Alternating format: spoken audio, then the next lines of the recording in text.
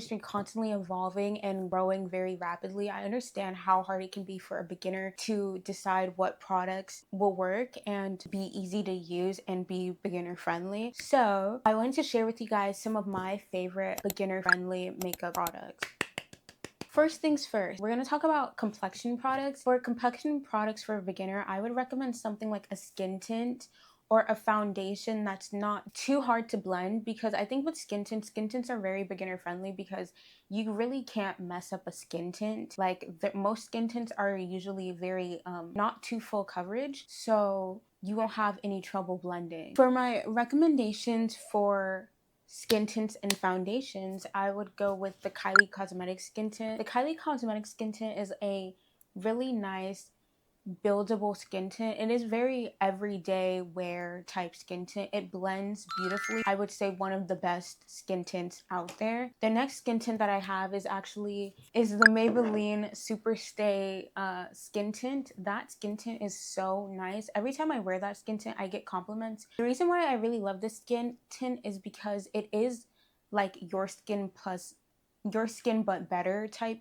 skin tint, but you can build it up if you want more coverage, and that's what I really like about that skin tint. Every time I wear that on TikTok, I always get people asking me what I'm wearing or get compliments on how it makes my skin look, and yeah, it's just gorgeous. If you just want something a little more dewy, I would recommend that. For foundations, I actually do have a recommendation that I think is also very beginner friendly and very affordable. My foundation recommendation would be honestly any Maybelline foundation. Maybelline foundations are so nice. I have the matte one, but specifically the Lumi Matte is perfect. I think the Lumi Matte foundation is honestly comparable to a lot of high-end foundations. I've tried some high-end foundations that I was just like, I literally could just wear the Lumi Matte. It's literally the same thing. Yeah, like you do not have to break the bank to get a nice quality foundation. Obviously, if you know me, if you know my channel, you know I'm probably going to be talking about the Tower 28 concealer. The Tower 28 concealer I love.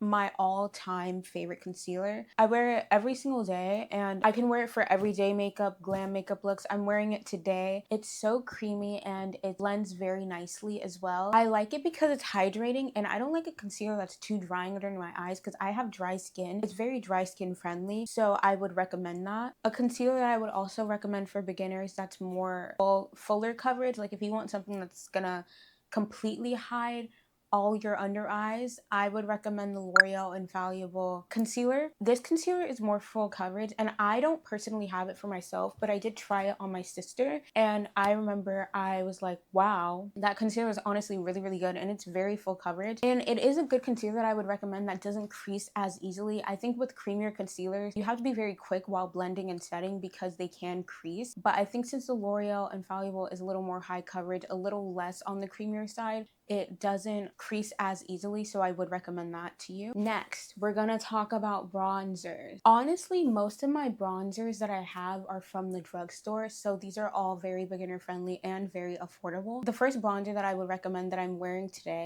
is the ColourPop bronzer. It's so creamy. It literally, you can blend it out in 10 seconds. It blends so easily, and it's a very forgiving bronzer. That's why I would recommend it to any beginner, and you can apply literally a lot and you will be fine because it will still blend out very easily. Whenever I use this bronzer, I am pretty heavy-handed with it because I know that it's not going to look streaky or patchy or just too harsh. The next bronzer that I would recommend that everyone probably already knows is the Milani Cheek Kiss bronzer. I think this is also another nice creamy bronzer to have. I wish there was more shades for sure, and same with the ColourPop bronzer. I wish there was more shades in these bronzers, but Milani Cheek Kiss bronzer, it's very pigmented and it is very creamy, and it is also easy to blend.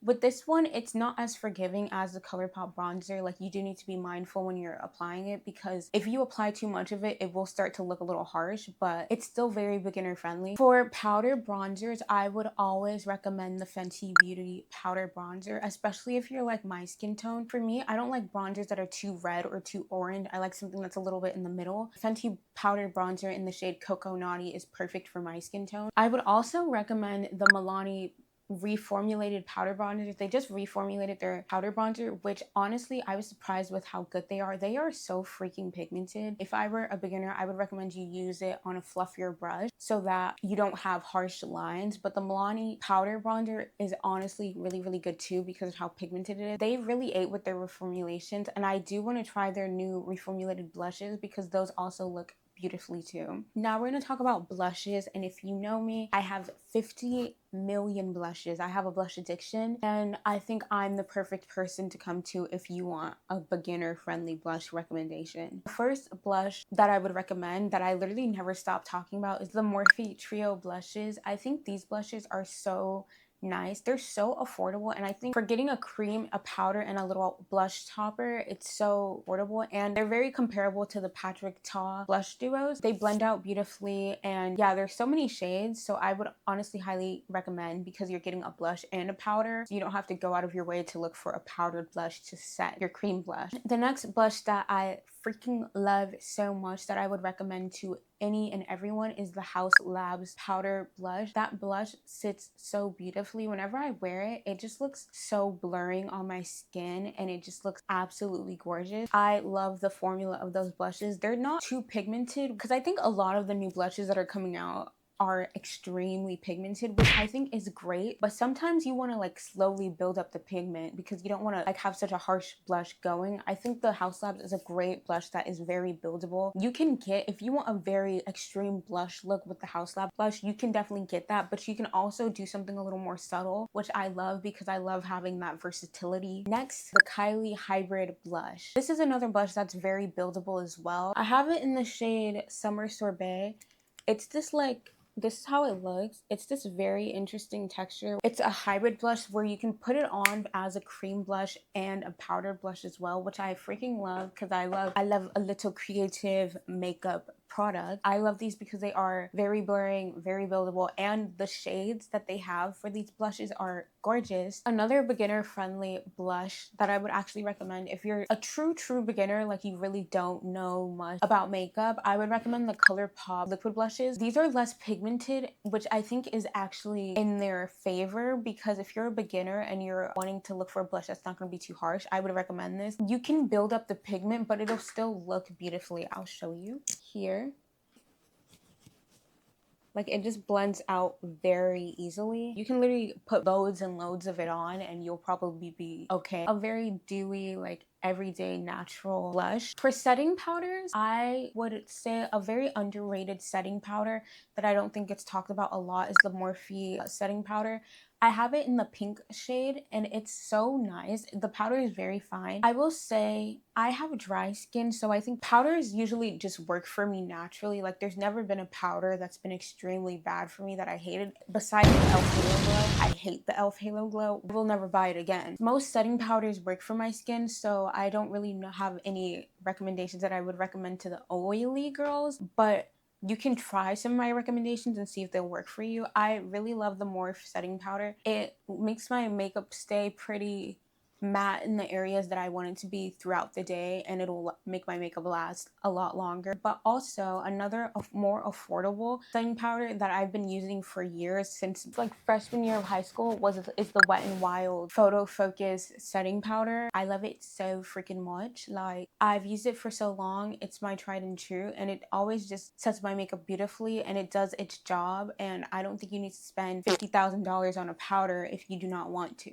And I'm actually wearing it today. I'm wearing the Morphe setting powder and the Wet n Wild setting powder today, and look how good my under eyes look in my face. Next, we're going to talk about setting sprays. For setting sprays, I think the drugstore and high-end have really good options. The Milani setting spray, I used to use it all the time, but I don't really use it as much anymore, but it is a very great beginner-friendly setting spray. Next, I will talk about a setting spray that kind of has the same consistency as the Milani setting spray, but it just has a little more of a oomph to it. The Charlotte Tilbury setting spray, I freaking love that. I actually just ran out of the bottle. It's so nice. If you want a more natural setting spray, you just want like your makeup to last you through the day, but you don't want to use a fixing spray, I would recommend that setting spray. It will have your makeup last a little longer, and it'll add like a very nice dewy finish radiance to your skin. For fixing sprays, so fixing spray is what will really make your makeup last you till the end of the day. And if you're a beginner, I would recommend using a fixing spray after setting spray because it will just really lock in your face. Fixing spray that I would recommend is the L'Oreal Invaluable Spray. This spray is, I've talked about it before, it's hairspray in the can, but it will plaster your face on. Usually whenever I use that setting spray, I don't care about if I'm wearing a white shirt or if I'm hugging someone and they're wearing a white shirt. I'm usually not worried about my makeup rubbing off on it. It makes my makeup last me honestly the whole day with